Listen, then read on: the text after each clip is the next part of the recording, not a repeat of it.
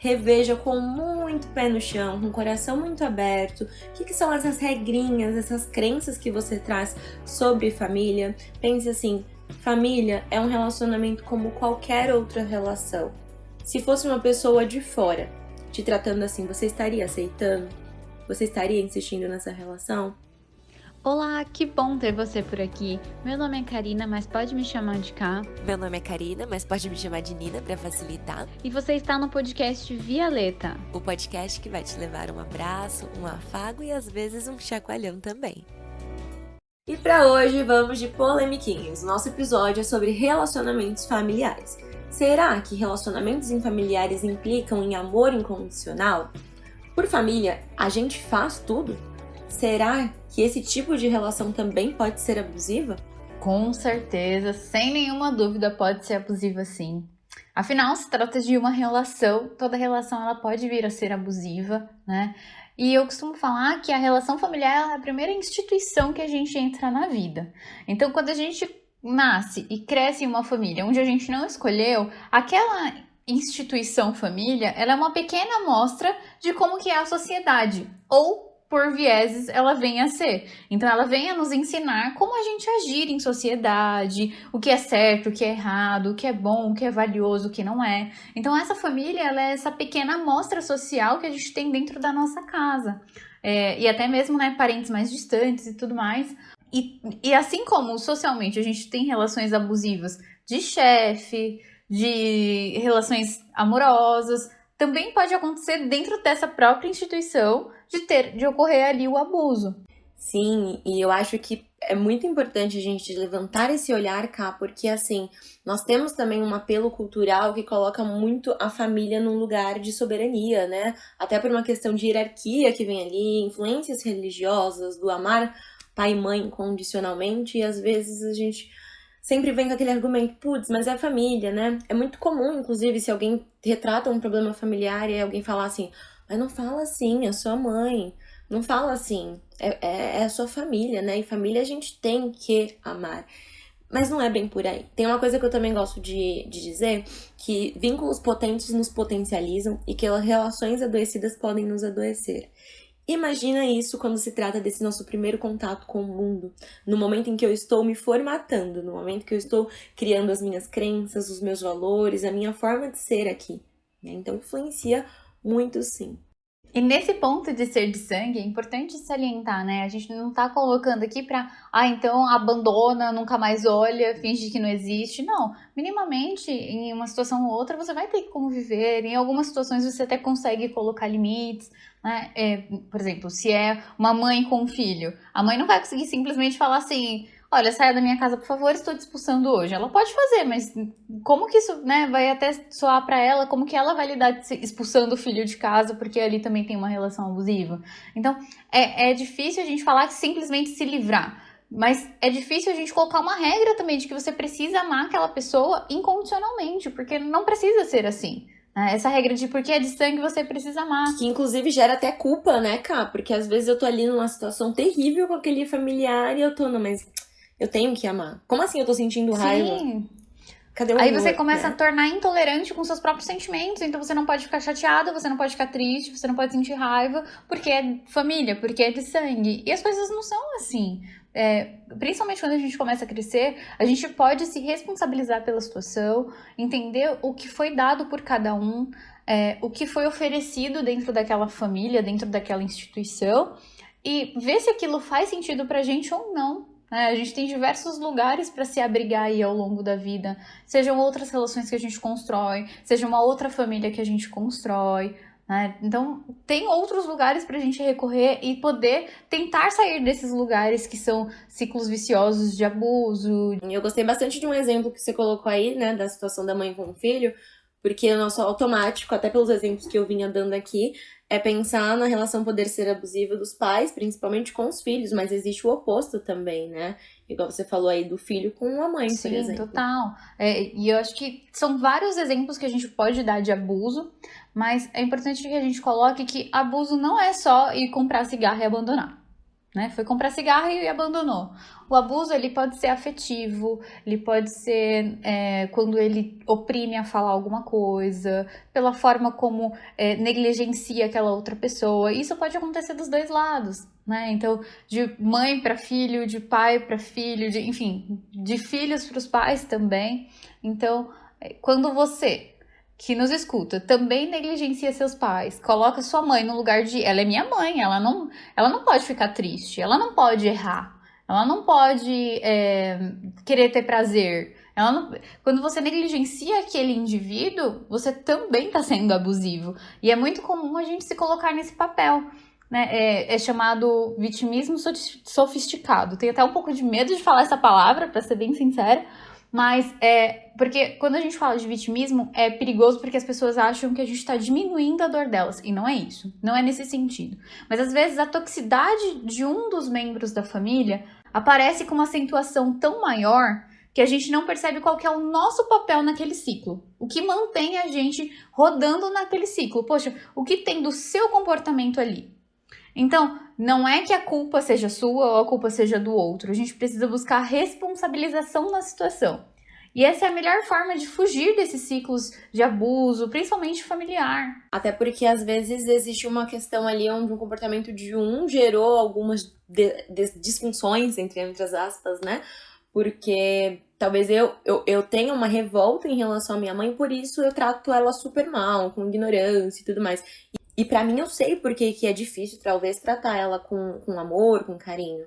Só que ainda assim eu posso estar repetindo um comportamento abusivo, sendo que o ideal era eu tomar essa consciência do porquê que eu tenho essa revolta, me responsabilizar pela parte que está no meu controle e talvez seguir o meu caminho, seguir a minha trajetória, me desprender um pouquinho desse laço e não ficar simplesmente me vingando disso que eu sinto por essa pessoa. Perfeito, exatamente isso. A gente não fica ali só martelando no ponto de que eu estou sofrendo abuso, mas como que é também estar nesse ciclo, né? E deixar a pessoa te afetar também na sua parte de ser tóxico também. Onde é que dá um match aí que tá mantendo esse ciclo? Principalmente famílias onde todo mundo controla todo mundo, onde depois que o filho cresce, o filho é grosso com o pai, é ignorante com o pai, a mãe é ignorante com o filho e vira aquela...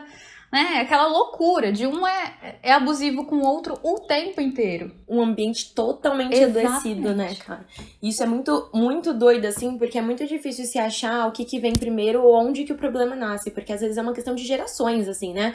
Eu tive avós que eram super rígidos, que batiam nos meus pais. Aí meus pais aprenderam que por meio da violência que eu consigo ter respeito. E aí eles foram violentos comigo.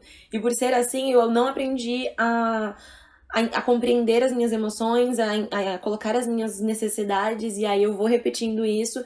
E aí não dá pra dizer assim, olha, a culpa é de fulano, porque às vezes o negócio começou lá em 1500, na colonização do Brasil, sabe? Exatamente. E aí na parte onde eu tomo aqui, tipo, tá, na minha história, que é onde tá sob o meu controle, que é onde eu tenho poder de alcance, como que me impacta? Né? De que maneira que isso deságua sobre mim? Vamos quebrar esse ciclo de abusos? Vamos quebrar esse ciclo de toxicidade?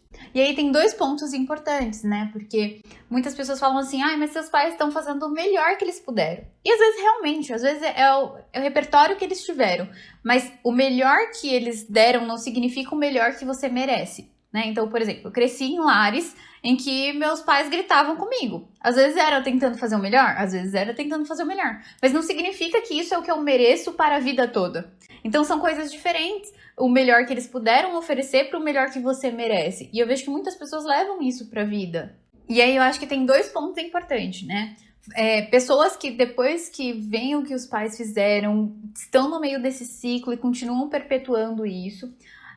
E aí quando crescem, fazem aquilo que os pais julgam ser melhor. Então não tem um filtro do que é bom, porque perde esse filtro ali durante a vida, nesse ciclo de abuso, às vezes um abusando do outro, sequer para refletir onde que, putz, eu tô repetindo as mesmas coisas.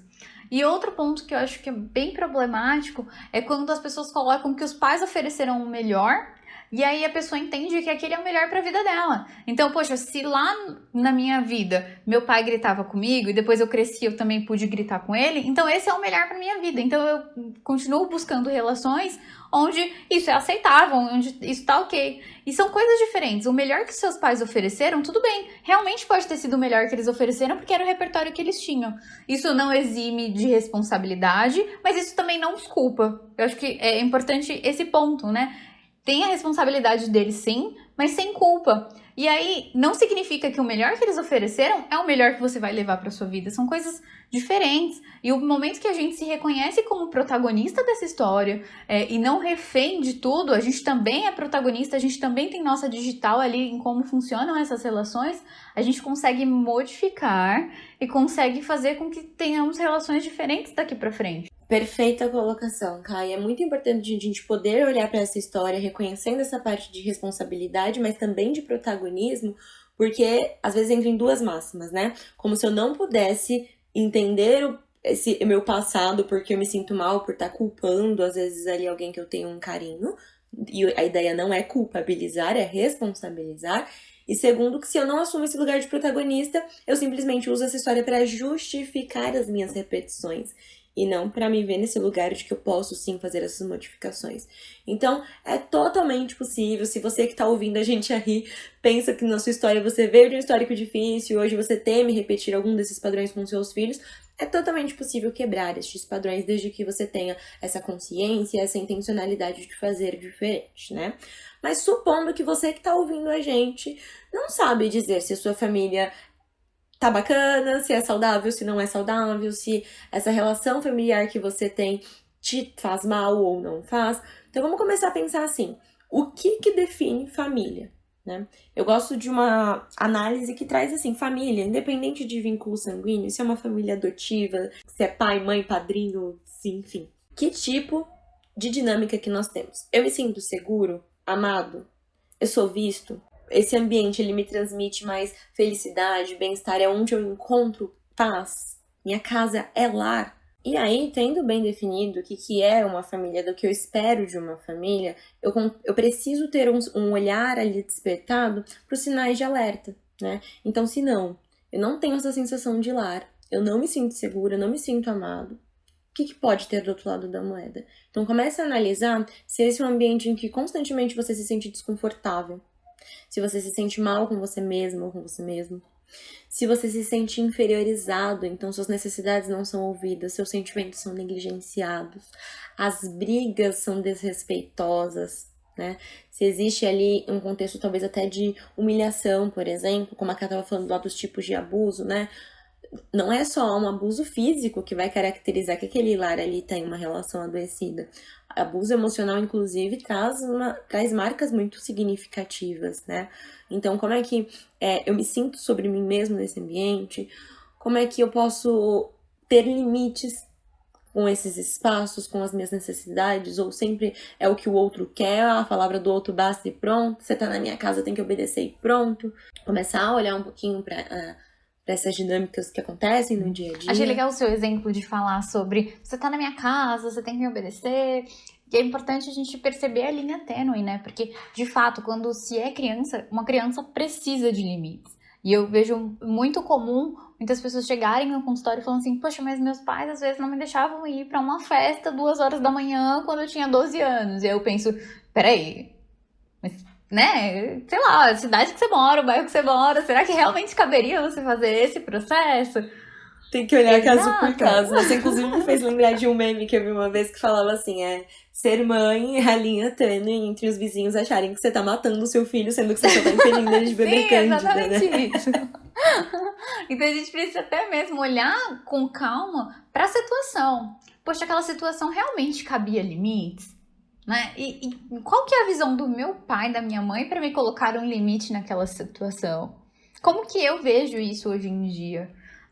E até assim, e pelo caminho do diálogo mesmo, entender em que momento que eu tô colocando limites, em que momento que eu tô controlando, invalidando, negligenciando essa pessoa, né? Para quem é pai, mãe, é importante vocês também fazerem esse filtro. Em que momento que vocês estão colocando limites, porque sabemos, crianças precisam de limite para não beber a cândida, não é mesmo? Mas em que momento que também tá sendo um controle? Porque eu não quero que saia dali, porque é uma coisa minha. Um excesso de E proteção, eu volto até um né? olhar um pouco para a esfera cultural. Alguns abusos que eu vejo acontecer vêm dessa questão cultural. Por exemplo, você pega pessoas que moram nos Estados Unidos, elas criam uns filhos pra com 18 anos sair de casa. E assim, vai ver uma vez no mês e tá tudo bem. Porque essa é a criação. Você tem que sair de casa aos 18 anos. Aqui, o filho às vezes tem 28 anos, tá lá na casa dos pais sem fazer nada, né? Não estuda, não trabalha, não quer saber de mais nada. E os pais estão tipo, não sai daqui. Não lava uma louça, não arruma uma cama, né? E pontuando, é importante colocar que isso também é uma forma de abuso. Pode ser, sim, um abuso dos pais, de querer controlar essa pessoa para nunca sair de casa, nunca seguir a vida, mas também pode ser um abuso dos filhos na questão financeira, porque é um olhar que a gente dificilmente tem, né? Como você falou lá no começo, de também os filhos podem ser abusivos com os pais também. Né? Então, eu acho muito bacana a gente falar da relação familiar, porque ela molda muito a gente. Como lá no comecinho a gente falou, ela insere a gente na vida em sociedade. E eu lembro sempre que meu pai falou assim pra mim uma vez. Meu pai nunca triscou a mão em mim, tipo, nunca levantou a mão pra me bater, nada. Meu pai é super calmo, assim, super amoroso. E aí ele falou uma vez assim pra mim, ó, eu nunca levantei a mão pra você. Nunca permita que outro homem faça. Ele deixou isso tão claro que isso, na minha cabeça, é algo inaceitável um homem levantar a mão pra mim.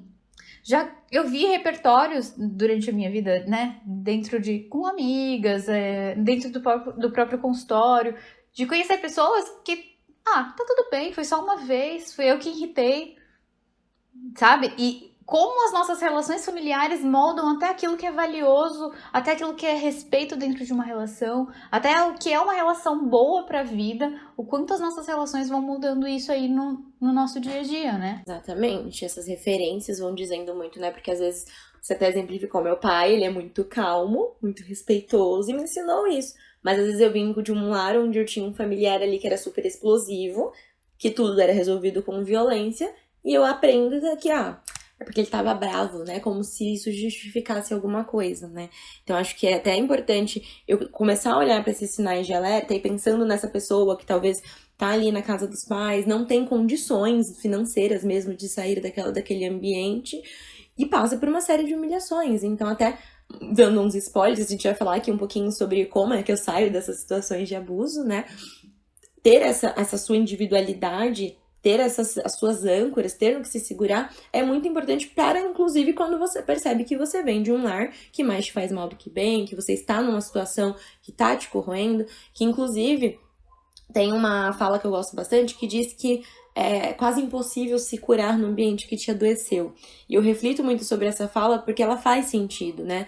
Se é dentro daquele ambiente eu cheguei a desenvolver um quadro de depressão, de ansiedade, e justamente todos esses contextos é o que está fazendo a manutenção e a sustentação desse quadro, porque as brigas estão reforçando isso, estão trazendo isso à tona, eu tô sempre cada vez me afundando mais dentro desse buraco que eu fui entrando emocionalmente. E se todos os dias é isso que eu vou ter como realidade, como que eu vou querer simplesmente ter uma melhora súbita se não houverem mudanças, que seja na dinâmica de relação ou totalmente de contexto mesmo, né? Sim, totalmente. E, inclusive, esses lugares podem adoecer em níveis severos, né? Mas é importante a gente também ter um olharzinho ali, que às vezes uma pessoa que, mesmo estando em um ambiente onde está negligenciando, onde está sendo abusado, tem algum ganho. Aí alguém que pode estar ouvindo a gente vai pensar, como assim pode ter um ganho? Vou exemplificar, calma. Imagina lá um lugar onde você foi criado e é um lugar ruim, um lugar que te humilha, que te inferioriza, mas ainda assim você não tá tão disponível pra, sei lá, ir trabalhar. Ai, não tô confortável, eu não gosto muito, não me acho no emprego que eu gosto, e aí Tô insegura, exatamente. Insegura, e aí, pra não passar pelo desgaste de ir atrás desse emprego, que vai ter frustração, eu vou ter que pegar ônibus, vou ter que... Ixi, vai ter um monte de coisa lá, um monte de desgaste. Pra não passar por isso, eu continuo me mantendo ali naquele ciclo abusivo. Então é importante a gente olhar, porque às vezes esses pequenos ganhos secundários aí que a gente tem, passam muito despercebidos, passam muito, assim...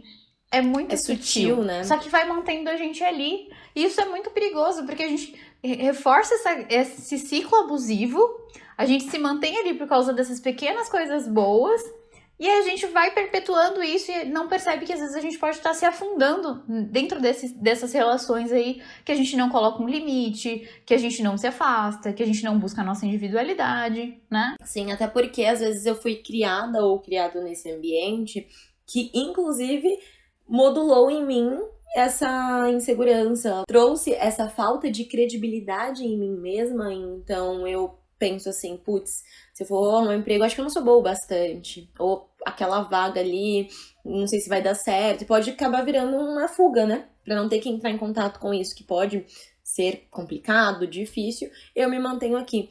E também, por estar tão naturalizado, às vezes eu sequer percebo que esse ambiente que eu tô é o que tá me deixando adoecida. E às vezes você que tá ouvindo a gente fica assustada ou assustado, fala tipo, não, mas é minha mãe, é o meu pai, eles querem Fica até melhor pra bravos, mim. né? Pela pode pessoa ser. falar, olha, seu pai, sua Uhum. mãe ou seu filho tá sendo abusivo com você, cuidado. Sim, porque às vezes eu tenho de fato um afeto pelaquela pessoa, né? Nem todo abusador, ele é 100% abusador o tempo todo. Às vezes ele é a mesma pessoa que me dá uma fonte de afeto, mas também é a pessoa que me tira o chão. E aí eu fico nessa dualidade, são sentimentos muito ambíguos. É uma zona bem difícil de mexer, porque pode ser assustador você olhar que tô deprimida, tô deprimido, tô sentindo que minha vida não tem mais um rumo, assim, que me dê aquela sensação de esperança, de acreditar que pode ser melhor. Só que eu não posso colocar que isso tem a ver com a minha família. Família é minha família, sabe? Mas é preciso ter esse olhar mais atento para essas sutilezas do abuso. Porque às vezes pode ser uma manipulação. Você pode talvez estar sendo tratada ou tratado como você só é bom, você só é digno de amor quando você faz o que eu quero. Eu posso sim te dar afeto, mas sob muitas condições. Mas isso a longo prazo, como é que fica? A gente entra até naqueles exemplos, né? Poxa, mas é minha mãe, ela deixou a carreira dela pra cuidar de mim. Poxa, mas é meu filho, é meu papel fazer isso. E aí vai tendo consentimento pro abuso. Sim, e aí é importante a gente olhar sempre isso, nesse caso de relações familiares ou em todas as relações, como que o meu comportamento contribui para a manutenção do comportamento do outro, porque às vezes para o outro tá sendo muito benéfico me tratar assim, porque para ele tem ganhos, né? Para essa outra pessoa isso traz algo também, né? E até dando um exemplo disso, acho que quando a gente fala fica meio abstrato para as pessoas, né? Como assim a gente mantém esse ciclo? Como que eu posso tá? Vou dar um exemplo para vocês. Imagina que um filho fica em casa e aí tem a louça lá para lavar. Ele lava a louça, mas ele lava a hora que ele quer, bem tranquilo e tal. Mas toda vez que a mãe chega gritando. Ela grita, e aí ela grita, ai, você não lava a louça, você não faz nada. E aí na mesma hora o filho vai lá e lava a louça. Perceba, essa mãe, ela se livrou do incômodo de ver a louça ali. E ao mesmo passo, o filho, ele se livrou do incômodo de receber a bronca, de ficar ali com a mãe falando um monte pra ele. Então vocês percebem como o comportamento de um afeta o do outro? Então cada vez que ele vai lá e obedece ela na mesma hora, ela aprende que aquilo funciona. Então ela continua fazendo. E ele também aprende que fazer na mesma hora também funciona porque ela para de falar. E aí eles, em vez de terem acordos, poxa, de quem vai ser a responsabilidade da louça? Quem é que vai lavar? Que horário que vai lavar, né? Para terem acordos e ir pelo meio do diálogo, eles vão indo por esse padrão aí totalmente atropelado de funcionamento. Isso é um exemplo muito pequeno de uma louça, mas isso se expande. Então, como que é isso quando vira um ciclo gigantesco onde o outro precisa o tempo inteiro fazer coisas por mim, onde eu só o amo quando faz alguma coisa que é bom pra mim, porque senão eu invalido, senão eu falo que é feio, bobo e tem cara de melão e não vale nada, né? Então... Cara de melão! Então, toma cuidado com esses ciclos que podem começar nessas sutilezas e por falta de acordos, de uma comunicação não violenta, do reconhecimento do papel de cada um dentro desse ciclo, você vai perpetuando ele. Muito pertinente essa sua colocação, Ká, porque até nesse exemplo que você trouxe da louça, né? Então eu faço quando o outro grita, e o outro aprende que o jeito de falar comigo para que eu faça o que ele quer é gritando, e às vezes não precisa nem ter a situação ali, ele aprende antecipadamente a sempre já chegar gritando comigo, porque aprendeu que é assim que eu funciono, né? Aí depois eu tô ali, putz, me trata mal, só grita comigo, mas espera, você contribuiu para isso também. E nós demos aqui vários exemplos de como esse abuso pode estar acontecendo. E se você se reconheceu no lugar de estar sendo abusado, Vamos lá, estou me sentindo negligenciado, todas as características que vocês falaram aí até agora, quais consequências que isso pode ter para minha vida? A gente pode ficar um pouco mais inseguro, a gente pode deixar de querer se relacionar, a gente pode ter uma depressão, pode desenvolver crises de ansiedade, né? Porque a gente se vê no meio desse mar e se afogando e não consegue sair, não vê como sair. As consequências, elas podem ser muitas, inclusive a perpetuação disso para os nossos filhos. Então é uma das consequências também. A gente vai colocando isso nas nossas outras relações. Nossa, e essa repetição nos relacionamentos, ela é muito clássica e às vezes a gente nem percebe, né? Que foi lá nas minhas relações iniciais, na minha relação familiar, que eu posso ter aprendido a me comportar assim. E às vezes eu tô inconformada, tô insatisfeita com como o meu relacionamento com o meu marido, enfim, com as minhas amizades funciona hoje, sendo que eu simplesmente tô repetindo esses padrões, né? As consequências aí podem ser várias, inclusive na nossa relação com nós mesmas, né? Às vezes eu fui tão inferiorizada, eu fui tão invalidada nas minhas emoções, que eu não sei mais reconhecer o que eu sinto, eu não sei mais atender as minhas necessidades, colocar os meus limites, e isso pode ter consequências gravíssimas. Então essa consciência eu acho que é o primeiro passo, começando a pensar então o que eu faço com isso tudo, né? Porque talvez quem tá ouvindo a gente aí tá assim, meu Deus, e agora, né? Então, percebam como que essas dinâmicas te afetam. Reveja com muito pé no chão, com o coração muito aberto, o que são essas regrinhas, essas crenças que você traz sobre família. Pense assim, família é um relacionamento como qualquer outra relação. Se fosse uma pessoa de fora te tratando assim, você estaria aceitando? Você estaria insistindo nessa relação? Se uma amiga sua te tratasse como essa pessoa te trata, você iria aceitar? Você iria gostar? E ao perceber, tem que fazer alguma coisa com isso, né? Precisamos mudar contextos, mudar situações, porque nada muda se tudo continuar exatamente igual. Então é importante ter conversas aí dentro do que for possível. Colocar os limites pensando nisso que a gente falou, de como que o meu comportamento está influenciando do outro. Então, o que eu aceito? O que eu fico tolerando só para evitar um embate ou um desconforto? Vamos começar a se posicionar um pouco mais, atender melhor essas suas necessidades. É muito comum, talvez, se você for desabafar com um amigo, ou até pelo modo em que você tenta lidar com a situação ali, ter falas como, deixa isso pra lá, é o jeito de fulano, é o jeito de ciclano, né? Faz parte. E não, nisso você tá só ignorando, tá colocando a poeira debaixo do tapete e o problema não tá sendo resolvido. Então é importante assumir aquele protagonista que a gente falou, parar de naturalizar abusos. Se te faz mal, se te deixa pra baixo, se tá te trazendo sofrimento, tá sendo abusivo, né? Em casos mais graves, talvez o diálogo não vá resolver, principalmente se são relações que são formatadas por base da manipulação. Tudo que você disser pode ser usado contra você no tribunal. Então, se você vem dessa dinâmica que, tipo, já tentei falar, eu já mostrei que isso me chateia, eu já tentei fazer combinados e nada adianta. A pessoa tá sempre tentando me controlar e eu tô enlouquecendo aqui. Então, a gente precisa pensar nesse distanciamento, talvez até num corte de vínculo dentro do que for possível. Isso vai esbarrar em outras nuances, né? Porque às vezes não é uma questão de escolha. Às vezes eu não tenho uma independência financeira e eu não posso sair de dentro dessa casa hoje. Então, eu vou começar por esse primeiro ponto, por esse passo. Vamos começar a construir essas ilhazinhas, essas âncoras nas quais eu posso me segurar, construir uma rede de apoio, pessoas que possam me ajudar, buscar essa ajuda ali fora daquela relação também, porque o ponto é, a gente não pode simplesmente aceitar que as coisas são assim, ficar aceitando o sofrimento e achando que elas vão mudar sozinha, por mágica, ficar esperando o belo dia em que aquela pessoa vai me tratar com o amor que eu mereço, com aquele amor que eu preciso, porque talvez ela não tenha a menor condição de fazer aquilo.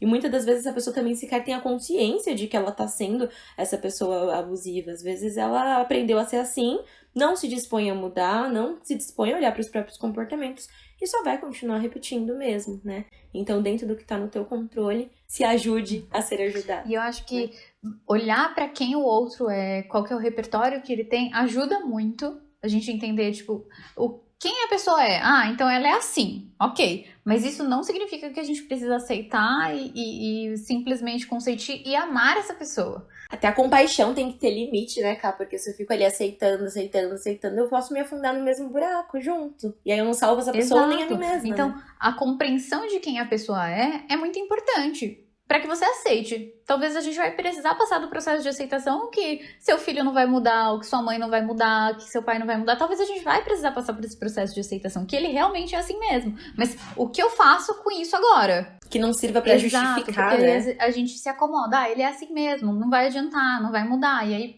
pronto, então eu não tenho que fazer nada frente a essa situação.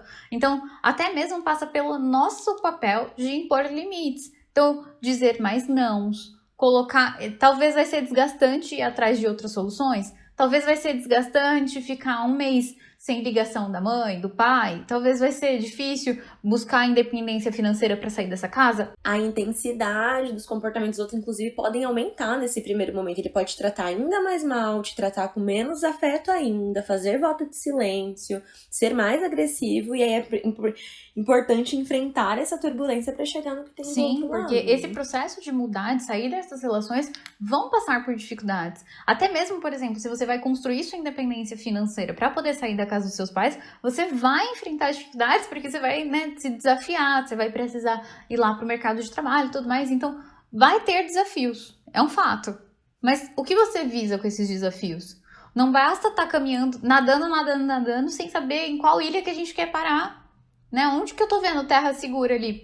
Eu sempre lembro das ilhazinhas do Divertidamente, sabe? Se tá tudo tombando, pra onde que eu vou me guiar? Eu preciso ter algumas ilhas de pé ali pra me nortear. E se você reconhece essas ilhazinhas aí, você nem se encaixou nesse padrão de eu até tenho emprego, eu até tenho condições de sair, mas não sei o que me mantém aqui, às vezes tenho medo de me afastar e, né, da minha família me culpar. E se você percebe nessa situação e não vê como sair, busca ajuda profissional. Isso pode ser trazer uma compreensão, uma consciência muito maior para o seu processo, para quem você é hoje, em como você tá dentro desse ciclo, né? Eu citei lá do exemplo, mas dentro do processo de psicoterapia a gente consegue colocar qual que é o papel de cada um aqui, onde cada um entrou e se afetou, em que forma esses espelhinhos refletiram um no outro aí e causaram um certo reflexo um no outro. Então, o processo psicoterapêutico, ele pode ajudar muito. Até porque é um passo grande feito de vários pequenos passos, né? Às vezes essa medida de colocar limites, pra mim já vai ser super difícil e talvez a psicoterapia pode me ajudar a conseguir melhor colocar esses limites. Depois, quais são os próximos passos que eu posso dar? Que ilhazinhas que podem ser essas nas quais eu posso me ancorar? Então, é um processo que pode ajudar muito. Claro que Karine e eu somos muito suspeitos, né? A falar que a psicoterapia pode ajudar, mas é porque verdadeiramente pode, né? Olha pra tudo que nós colocamos aqui dentro desse episódio. Somado ao fato de você estar imerso nessa experiência com tantos sentimentos. Às vezes sozinho pode ser muito difícil remar, total. E aí, você tem recomendações pra gente, Nina? Me conta. Agora aqui, ó. Eu tenho uma. Eu tenho sim uma indicação. Queria indicar hoje o Bates Motel. É uma série que traz um pouco aí dessas complexidades familiares, né? Fala bastante ali de relações de codependência, de apego, de excesso de superproteção. Claro que assim como toda produção de filmes, né? Tem um teor ali bastante de ficção, tem uma coisa um pouco mais dosada, não significa que só é abusivo, só é complicado se for essa formatação, mas ali dá pra gente pensar um pouquinho dessas nuances de como que essas bases vão influenciando alguns comportamentos e como que é importante entender o papel de cada um dentro dessas relações. Esse eu ainda não assisti, tá aqui anotado, tá na minha lista pra assistir. E a minha indicação é Pequenos Incêndios por Toda Parte, ele tá disponível na Amazon. Fala sobre duas famílias e que tem constituições familiares ali, essas famílias começam a se envolver, e no final fica bem escancarado a formatação familiar de cada um. Não significa que tem abusos, ou se vocês reconhecerem um ou outro, tem algumas nuances que talvez para uma pessoa vai ser abuso, talvez para outra pessoa não vai ser. Então, percebam mesmo a constituição familiar, como é tão particular, como é uma unidade mesmo, uma unidade familiar. É só aquela unidade, como ela existe e como ela alimenta os comportamentos um do outro. Acho que é bem legal ter essa visão aí nessa série. Nossa, que interessante essa série. Eu nunca assisti, mas acho que deve ser bem legal porque você consegue ver, né, as diferentes formas das famílias ali influenciando o comportamento delas em sociedade, enfim. Gostei da dica, vou pôr na minha listinha também. Bom, se você assistir, conta pra gente lá no Instagram. Se você gostou desse episódio também, compartilhe com as pessoas que podem precisar. Talvez você tenha um amigo ou uma amiga que vem reclamando aí de um relacionamento familiar que tá difícil, que tá trazendo sofrimento. talvez essas palavras aqui podem ajudar essa pessoa a repensar um pouquinho dessas relações, né? Bom, se você gostou, compartilhe também no seu Instagram, marca a gente, que a gente adora ver. O meu é @psicologiaarevilo. O meu é @psicarinalima. E por hoje é isso, espero que vocês tenham gostado. Até o próximo, tchau!